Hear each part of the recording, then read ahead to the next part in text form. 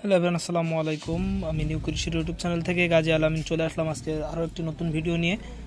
আজকের ভিডিওতে আমার হাতে যে প্রোডাক্টটি দেখতে পাচ্ছেন এটি হচ্ছে কেব্রিও টপ অটোক্রপ কেয়ার লিমিটেডের।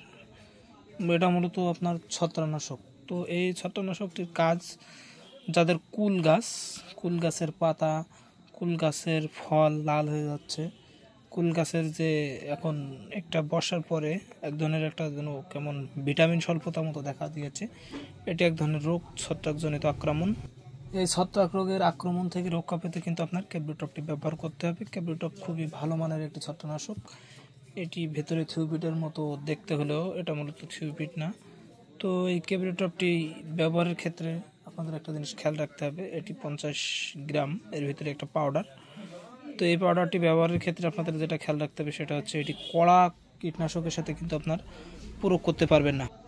সব সময় চিন্তা ভাবনা করতে হবে যে নর্মাল যে কীটনাশক যেমন পাতা বিষ ও অন্য অন্য বিষের সাথে কিন্তু এটা আপনার প্রয়োগ করতে হবে।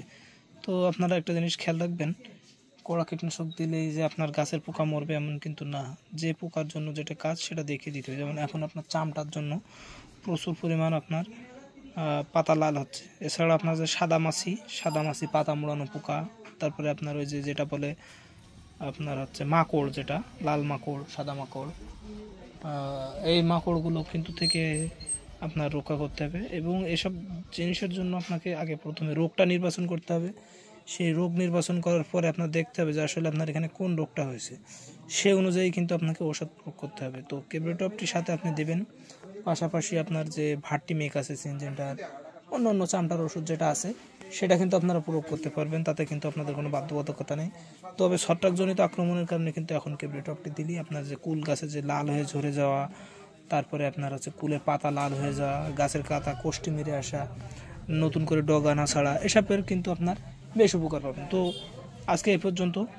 কুল সহ যে কোনো বিষয়ে, কুল পুরোই এক কথা কৃষি ও মাছের বিষয়ে সকল আপডেট পেতে কিন্তু আপনারা আমাদের চ্যানেলটি সাবস্ক্রাইব করে রাখতে পারেন এবং যে কোনো ভিডিওর জন্য আমাদের কমেন্ট বক্সে কমেন্ট করতে পারেন। ধন্যবাদ সকলকে। আসসালামু আলাইকুম।